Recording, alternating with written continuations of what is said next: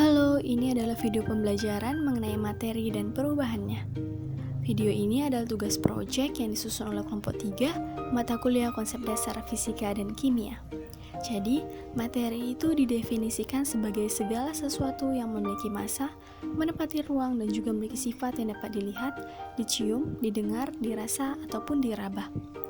Benda-benda yang termasuk materi itu misalnya makhluk hidup, batuan, minyak bumi, tanah, air, udara, dan yang lainnya. Materi juga memiliki sifat. Sifat materi ini menunjukkan ciri ataupun karakteristik dari materi itu. Sifat materi meliputi sifat fisika dan sifat kimia. Sifat fisika itu antara lain adalah wujud zat, warna, bau, titik leleh, titik didih, massa jenis, kekerasan, kelarutan, kekeruhan, dan kekentalan. Sedangkan sifat kimia merupakan sifat yang dihasilkan dari perubahan kimia, antara lain mudah terbakar, mudah busuk, dan juga korosif. Sifat fisika yang pertama ada wujud zat.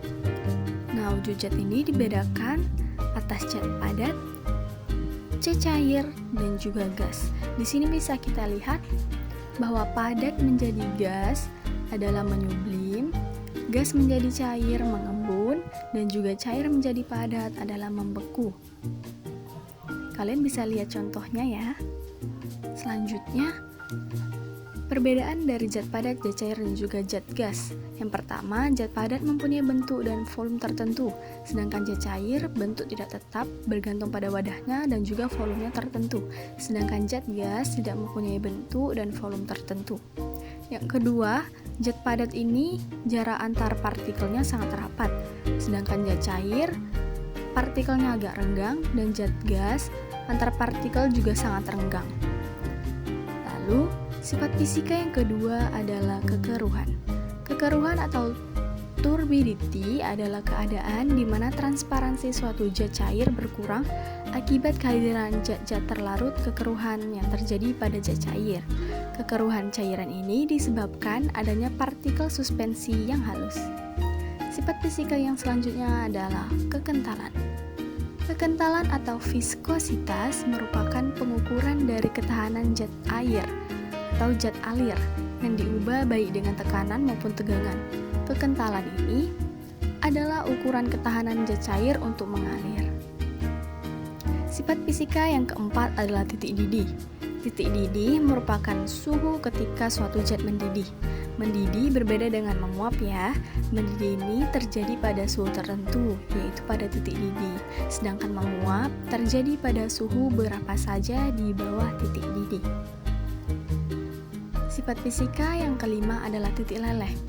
Titik leleh merupakan suhu ketika zat padat berubah menjadi zat cair. Titik leleh atau titik lebur ini adalah suhu di mana suatu benda padat yang dipanaskan akan berubah dari bentuk padat menjadi bentuk cair. Sifat fisika yang keenam adalah kelarutan. Kelarutan atau solubilitas adalah kemampuan zat terlarut untuk larut dalam suatu pelarut. Kelarutan ini merupakan jumlah maksimal dari suatu zat yang masih bisa larut dalam satu larutan.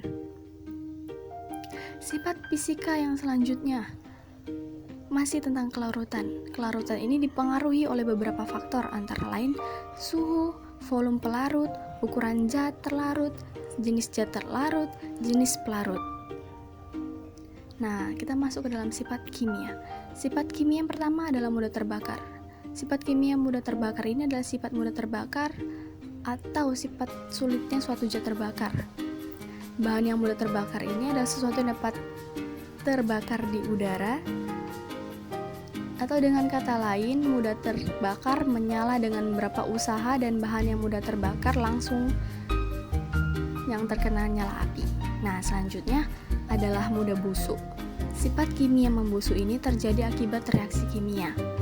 Pada makanan atau minuman, bisa terjadi reaksi kimia yang mengakibatkan makanan dan minuman ini membusuk dan juga berubah rasanya menjadi asam. Penyebab pembusukan ini pada makanan atau masakan itu terjadi karena mikroorganisme berupa ragi, jamur, dan juga bakteri.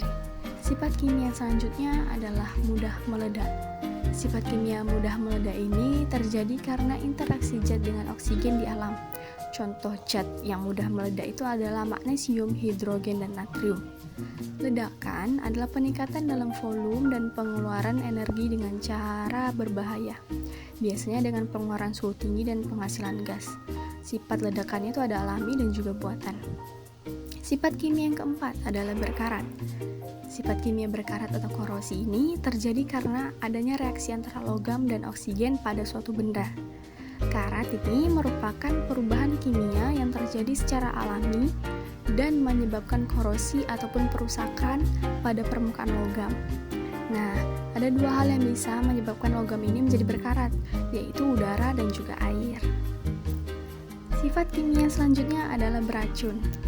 Beracun ini adalah zat, energi, ataupun komponen lain yang karena sifat, konsentrasi, ataupun jumlahnya baik secara langsung maupun tidak langsung dapat mencemarkan atau membahayakan lingkungan hidup, kesehatan, serta kelangsungan hidup manusia dan juga makhluk hidup lainnya.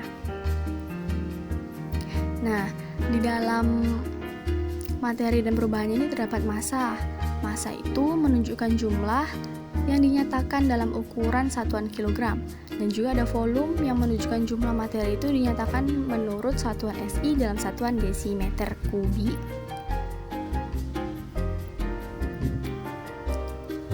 Baik, selanjutnya adalah perubahan materi. Nah, perubahan materi ini terjadi karena berubahnya massa, berubah volumenya, berubah wujudnya, ataupun berubah menjadi materi lain. Para ahli kimia mengelompokkan menjadi dua perubahan, yaitu perubahan fisika dan juga perubahan kimia. Perubahan fisika merupakan perubahan yang tidak disertai terjadinya zat baru. Tidak berubah zat asalnya, hanya terjadi perubahan wujud, perubahan bentuk, ataupun perubahan ukuran. Contohnya itu jika air dipanaskan akan berubah menjadi uap. Sedangkan jika air didinginkan, maka air membeku menjadi es, dan es yang cair dan uap itu adalah zat yang sama,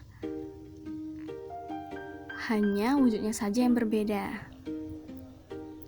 Selanjutnya ada perubahan kimia. Perubahan kimia ini merupakan perubahan zat yang menyebabkan terjadinya satu atau lebih zat yang jenisnya baru. Perubahan kimia ini selanjutnya disebut dengan reaksi kimia. Perubahan kimia ini dapat terjadi karena beberapa proses. Yang pertama, peristiwa perubahan kimia karena pembakaran, lalu perkaratan, pembusukan, peragian, perusakan atau pelapukan, proses fotosintesis, proses pencernaan makanan, dan juga proses pernapasan. Seperti itu ya teman-teman. Nah, selanjutnya, apa sih manfaat dari perubahan materi itu? Yang pertama adalah perubahan fisika. Manfaatnya itu, perubahan fisika ini berperan penting dalam industri obat-obatan atau farmasi, yaitu dalam proses ekstraksi zat-zat aktif yang tergantung dalam atau terkandung dalam bahan alam. Nah, selanjutnya adalah manfaat perubahan kimia. Hampir semua industri yang memproduksi bahan baku menggunakan prinsip-prinsip perubahan kimia ataupun reaksi kimia.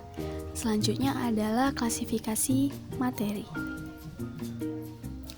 Nah, materi yang ada di alam ini dapat diklasifikasikan menjadi unsur, senyawa, dan juga campuran. Yang pertama itu ada unsur. Klasifikasi materi yang pertama ini adalah zat tunggal yang tidak dapat diuraikan menjadi zat-zat yang lebih sederhana dengan reaksi kimia. Selanjutnya ada senyawa. Senyawa ini adalah zat tunggal yang masih dapat diuraikan menjadi dua zat ataupun lebih dengan sifat yang berbeda dari asalnya. Klasifikasi yang terakhir ada campuran. Campuran ini adalah suatu bahan yang terdiri atas dua atau lebih zat yang berlainan bergantung menjadi satu yang masih mempunyai sifat zat asalnya dengan tidak mempunyai komposisi yang tetap. Campuran ini dapat dibedakan menjadi campuran heterogen dan juga campuran homogen atau campuran sejati.